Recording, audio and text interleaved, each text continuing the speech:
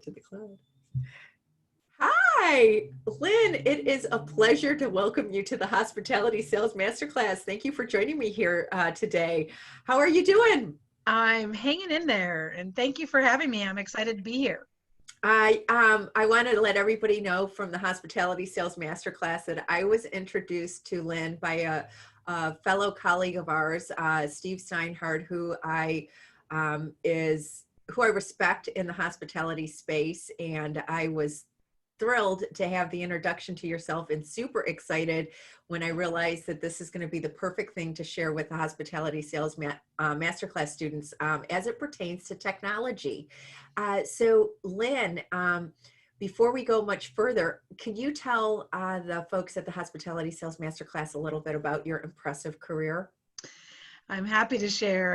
And first and foremost, I'm one of you. I started in hotel sales, and you know, gosh, I was a student at University of Oregon in Eugene, and I actually had an internship at a Red Lion. They sent me to the basement to go through some old manila folders and try to drum up some leads and some business. So I started in the hotel business and spent many years there, and then worked in convention bureaus, and then I've been an event planner had my own event planning company for about 25 years. So it's really nice to have worked in hotels, convention bureaus, and now be the consumer that's buying space and dates and rooms and food and beds from hotels.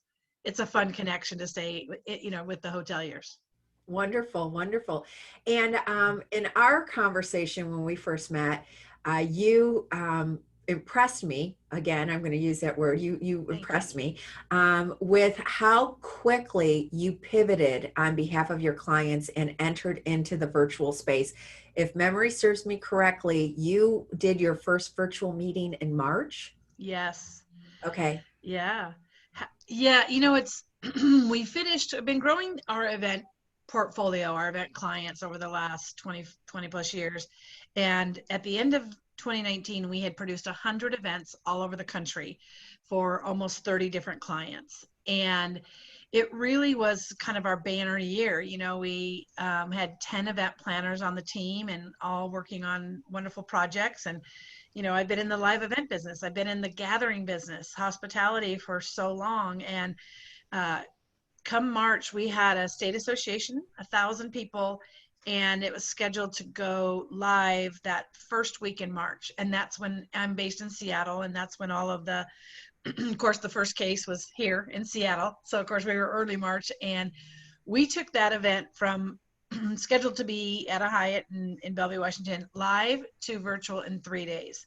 We Wow. had 3 days to get over 30 sessions, 65 speakers, 30 vendors, all onto an online platform and delivery system. And we did it, and I think there was a bit of ignorance is bliss. And, our DNA in this business is, well, let's figure it out, let's jump in and be creative and be resourceful and make this work. We didn't sleep for a couple, 2 or 3 days, and we made it happen. We just looked at each other like, what was that? That was somewhat what we're used to, but in a using brand new tools and really in a brand new format. And then, and away we went. Having had that experience so early on, we learned a ton from that one. And since then, we've produced nearly 15 digital events on 6 different event platforms. So our team Wow. has been busy. It's a strange feeling to be done with an event and click a button versus tear down and go to an airport and get on it's been really interesting, but a lot of silver linings and a lot of lessons learned. Wonderful. Well, in that conversation where you shared with me that you had done that first virtual event in March, you also shared with me something that I thought was like, as soon as you said it, I was like, of course, that is something that the hotels would need to know about. But I'm going to reference a studio space. You had shared for hotels going forward to be prepared to offer a studio space for virtual and or well, I guess, or hybrid meetings. So can you talk a little bit about a studio space? Because I hadn't heard that until you said it. I have an idea of what I think it might be, but if you Yeah. could help educate me as well as to what a studio space is and why hotels should be offering that to their clients going forward. Yeah, I think what we're learning, in the event transition here is what translates to a digital experience and what doesn't. And there is a need for people there. You know, when we started this whole work from home and everything, this Zoom fatigue and the idea of, I don't want it to look like a staff meeting on, you know, Microsoft Teams. I want it to feel like an event. And so we've been doing that work to use these platforms. And but at the end of the day, you're still producing content. And so rather than being on a bright, shiny stage, for many of our clients, they want the production value to be higher than what we're doing right here in a Zoom conversation. They want pretty lights, camera, action. And so a lot of the AV companies have been stepping up and providing that. You know, people who were in video teams have found a way to create a video studio where people can broadcast from. But I think what will happen as we move back into more of a hybrid is that they're finding ways to pull that digital audience in. There'll still be a digital audience, and particularly as we transition into hybrids. You know, just because we can go back into a hotel ballroom with 800 people doesn't mean all 800 want to. And it's going to be about consumer confidence. So you're going to have built this audience, and some of my clients are having a much broader audience now that they're delivering it digitally. So you have this big audience, and you can't replace live events. So they're going to need to eventually be back in hotels. But what I'm suggesting at the hotels, look at a way to say, we understand you're going to have a digital component to your show. We have room that we can use our in-house AV team. We can create a studio. We can brand a background. We can put lights, camera, and stream, you know, the ability to stream a hard line into that room to stream out to your attendees that are participating virtually instead of downstairs in the ballroom. You know, and it serves a lot of purposes. You can do interviews with speakers ahead of time or after their session. They can go up to the studio and they can record stuff. And, you know, it's not new. We've been doing this for a while, and, you know, just securing an additional meeting room to do like interviews with our speakers. But this is a little bit larger component, meaning there's a separate show that's going to be going on, even if we're back at your hotel. And that show is going to be virtual and digital. And we need a place to conduct that. And therefore, you've got space that you can use. And I think it would really elevate a hotel that understands this need, and to stand out and be able to be a venue or that really understands the meeting planner's needs, to say, we understand you may also have a digital audience, and we have a studio that we can either, it's here, or you can build it to your specs. And we're happy to put that in part of your contracted space to allow you to deliver both shows. Wonderful. So if they wanted to have a space that they kind of dedicate to it, what would be some of the minimum requirements that they should have in that space? I'm thinking, is location important so that there's not other ambient noise, or is there a way that they soundproof it? I'm kind of almost thinking of like a sound studio or something. Is there a component like that, or am I way off base? No, it's very similar to that. And I think that what we've found so far is that the AV team knows what they need. I mean, you're going to need a room for the crews to deliver. You know, we did a virtual event where we had the studio was in one room, and next door was the crew that was doing all the broadcasting. And they had their classroom tables around the perimeter. They were 6 feet apart. They were masked up. But that was the technical operation room. And then we had the studio room next door, and they were somehow plugged into each other. And, you know, in those studios, your AV team can do lighting. They do it all the time in your other rooms, but they can do studio lighting. They can do microphones so that the sound is really good. It's super crisp, and there's not a lot of, you know, distracting ambient sound. You know, these are crews doing a show. They need a lot of them need some sort of catering, food and beverage in the back of the room so people can take a quick break. And you got to factor in all the social distancing requirements. But it's more about understanding the need than the physical setup, because the physical setup will vary from client to client. Okay. But, you know, here's an example. Was at a hotel that had a fancy restaurant. They had a private dining room that hasn't been used at all, and it was too big for people to have a group dining experience in, based on the guidelines right now. But they've turned that into a studio. They pulled in beautiful comfy chairs for fireside chats in from the lobby. They were providing, you know, basically assets tables, beautiful chairs. They had the floral arrangements they just pulled in from the hotel, and they helped us outfit that studio with little or no cost to us because they had those assets in the property. So Wonderful. a beautiful stage area, and then all the tech support, lights, camera, action, tables, Okay. catering. And I just, you know, from my mind, again, pardon me for not being very well versed on this space as of yet. Uh, this is different than the office that you would need. You know, typically when a convention comes, you need office space, and this is entirely different than having an office. This would be in addition to having an office for a hybrid meeting. Yeah, you're still going to need your office space to be able to spread out and stuff badges or whatever, all the things that we do in a team office, event planning office. But this is a studio, and again, it's not completely new. Many hotels that we've worked in, we've created a studio for speaker interviews. You're Mhm. leveraging the fact that we flew in Dave or Susie from somewhere. They did their keynote, but we also want them to do a quick Q&A, take video, record that, and do something with that. Right. So we always, on a lot of our events, we have a studio area, but this is more understanding. We're not just in a room to capture a video recording of a conversation. We're broadcasting out to our digital audience that can't be in the room for whatever reason. Budgets are being cut, travel's being locked down on some things. So again, if you're going to have an event and there's, let's say 300 of your 800 people are very comfortable coming, you've set up a new ballroom configuration so they're safe. There's still, you want to make your show available for those who have participated this year digitally. Here's an example. We had a conference that had a sponsor, and they brought in 1,000 students complimentary to attend the event online, the virtual event. Those students likely would not have been able to fly to the city, come in, eat 3-course meals, at the banquet the night before. They wouldn't have been there. But so now there's this ancillary audience that's joined this discussion, and they want to participate again virtually as a cost-effective way for them to join us. So I see that audience coming every year virtually.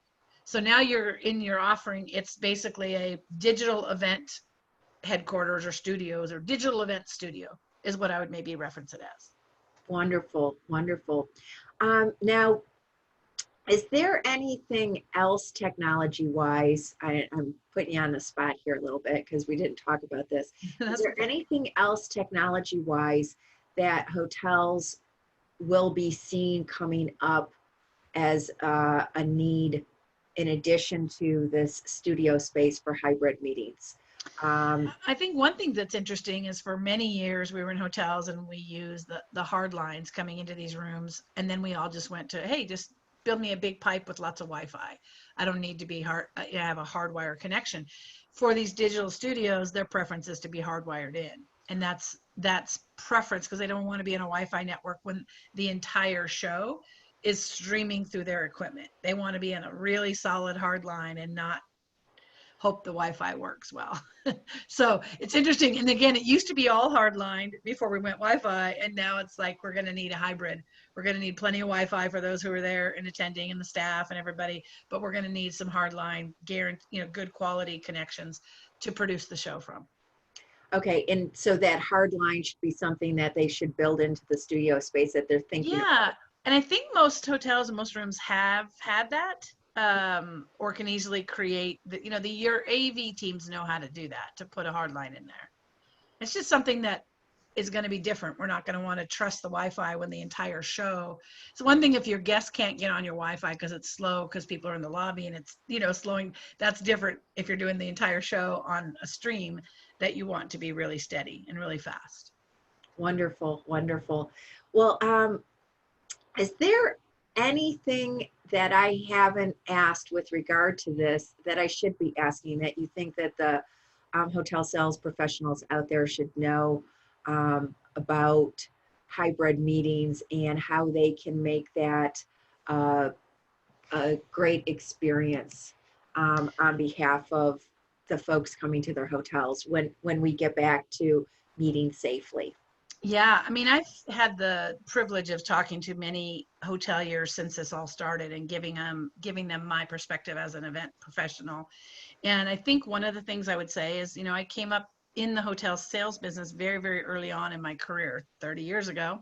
And it was so deeply relationship based. And as we got the technology tools to be able just to have director of sales Gail email me stuff, it took away that relational thing. And I think that for any hotel sales professional right now, I think you have to tune in to the relationship side of things. You need to understand that our business is in jeopardy, as yours is. Our clients are uncertain, their budgets are uncertain. There's a lot of, it's just coming from a place of compassion and understanding and openness to negotiation, and doing that in a really relational, genuine way is going to, it's going to go a long way for you as a sales professional. Because I have had emails that are just like, are you in or out for this contract? And it's very transactional. It's not, how are you doing? How are your clients doing? What is the board discussing? What are their thoughts? You know, I have a big event in March for about 1,500 people. March is a weird date. We've got a contract with the hotel. We pushed, that was the event we went in March, went digital. So we pushed the contract, very great property to work with. They understood that it was out of our control, but we're up for March. So we're entering a really interesting territory of me being able to negotiate with that hotel. What are our options? Because again, March is a weird, squishy thing. Maybe we're back and maybe a lot of people are comfortable come. Maybe a lot of them don't want to come. And so now we're looking at, again, not 800 in the ballroom, but 300 and some attrition in our room block. And I think when in a relational partnership, you come from a place of empathy, understanding, instead of, again, are you going to use this room block or not? I need to know if we're going to have this money from our coffers. And I get it. I'm a hotelier. You know, when I talk to these hoteliers, I understand that they have bosses that want to know, is this group coming in March? And I've also just got off a call with my board where they're like, I don't know, March. We don't know. When will we know? Will we know in December and be able to make a go, no go call? Should we plan a hybrid? Should we just plan to go digital because it's so much uncertainty? So again, we're going to get into these really interesting times with hoteliers where event planners are going to ask for grace and understanding. And I think keeping both parties super informed along the way. You know, I called the hotel the day after the board meeting. Here's where they're at. They're really concerned that even if we went full steam ahead, they don't know that everybody will be comfortable coming back in March, depending on how things go this fall, you know, with this pandemic. So it's just really interesting times. Then the other thing I would say is be a great student of your industry. And what I mean by that is take advantage of this time to attend digital events, watch them, sign up. Many are free. Understand some of the platforms, understand, and essentially in some ways, those new event platforms are your competition. I'm either going into the Marriott Ballroom or I'm going over here to Entrada or Pathable or all these funky platforms, but be a student of that. Try to be an educated consumer, just as you would if you had a new Hilton moving in next door. You would want to understand, what do they have for bells and whistles? How do I sell against them or with them, right? Now I got the Hilton, we can now sell together. So you partner that way.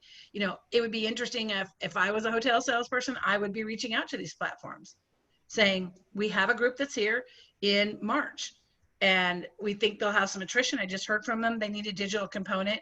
Would you guys be willing to reach out if I introduce you to the planner and offer the digital component? Like could be building some really cool relationships around understanding that this is kind of in a way, our new normal, or you could look at it as competition or you could look at it as a partnership. And I always come from a place of partnership. So get educated, attend some of these virtual events, understand the technology piece. What is it like for an attendee to go into a virtual event? I really think use this time to get ready, you know, stay ready, be ready for when things are kind of coming back at you. Sharpen your skills, watch seminars on how to be a great salesperson, understand what it means to have a digital event and how that works and complements or impacts your live events that you have scheduled. I hope that helps. Those are some ideas. That's wonderful. I especially love the comparison of understanding the digital platforms as you would understand a competitive hotel moving in next door. I think that that's brilliant. They can either be your competition taking the space away, or they could be, as you shared, you know, the next door has the bigger ballroom so that you can be the overflow hotel, or you have the bigger ballroom and now you can get the bigger group because you have the overflow rooms. look at the digital platforms that exact same way. I think that that's absolutely brilliant and a great Yeah. thing for everyone to take away with them in addition to this studio space. Um, And get creative with it. We're the event planners, it's new to us too, so we're learning the creative ways. One example would be one of the hotels we worked at. They had a studio situation. We went in there, but they brought in a bartender and we made a cocktail at the end of the day. And ahead of time, we sent the recipe to everybody. And there was a wonderful, bartender that was doing a demo in the studio. Hi, everybody. It's been a long day of content. Here's Jane from our bar here at the wonderful Hilton, Arizona, whatever it was. And she was doing a mixology and a fun thing. Keep in mind, and everybody at home was watching that, and they'd all been sent the recipe. So again, there's fun ways when you think about when you stay at a hotel, what are the things that you love? Cocktails afterwards, and how do you pull those people in that are online? And just all kinds of ways that networking might work. One of the things that we're doing in our planning for this March event, we're putting a huge screen in the room to show people who are on the digital call.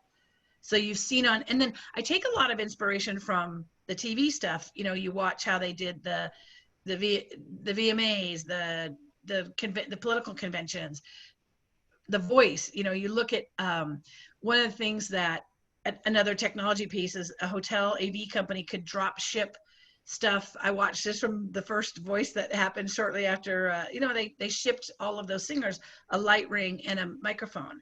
And so your AV company could say, by the way, we can drop ship if for any of your virtual speakers, we can ship them a packet so they have great lighting, great sound when they plug into our event. The other thing that's super cool, and I just have, sorry, got all these ideas, but we no, had a speaker come in from perfect. New Zealand for an event because it was digital. The association could have never brought her in to just fly her there and sell it. So the other thing is, again, being ready to say, if you're having digital attendees, if you're having digital speakers that are joining us virtually, we're ready for that. We understand it. Our AV team ships these speaker packets so they can plug in and be really, work with your AV people and really understand their technologies, their offerings, and how they can supplement a hybrid event. That's wonderful. Absolutely wonderful. I could I could actually spend the rest of the afternoon talking to you about this because I think it's a really exciting time in our industry. Back to what you were saying about the flexibility and working together with folks. And you mentioned uh, instead of the harsh email coming at you, to be more relational. One Yeah. of the things that I like to say is just to slow down. Like, this has all Yes. caused us to slow down and take our time to think things through and work things through together. And I think that there is going to be a lot of lemonade coming out of these lemons that we call COVID and the pandemic. And thank you for sharing everything that you have with us here today. I really appreciate you. I'm going to give another shout out to Steve. I appreciate him introducing the two of us. And thank you so much for joining the Hospitality Sales Masterclass, Lynn. We Well, really thank you. appreciate I'd you. love to, just in closing, I'd just like to encourage all of you hoteliers. You are our product. You're our partners, our valued partners. So hang in there. It's not easy for anybody right now, but we are creative and resourceful and nimble by nature. It's in our DNA. Whether you're on the vendor hospitality hotel side or event planners, we're built for this, right? We're built for, we ran out of chicken. What do we do? Let's find solutions. So we're solution focused. Get creative, become a partner. It's not how are you? That's a loaded question these days. It's what have you found to be the biggest challenge? Are there some wins you're seeing in that your clients are going online? Really get in there, try to understand and really collaborate and co-create how things can look. But we'll be back and stronger, better than ever in a fun new way. And I just appreciate all of you for your hotels and your wonderful partnership in helping us bring live events and to fruition. And then also want to encourage you to hang in there, learn, be open, be creative. And if anyone wants to follow me, LinkedIn, Lynn Edwards, Proper Planning. I've got weekly content I try to push out there. So stay connected and best of luck. Wonderful. Thank you.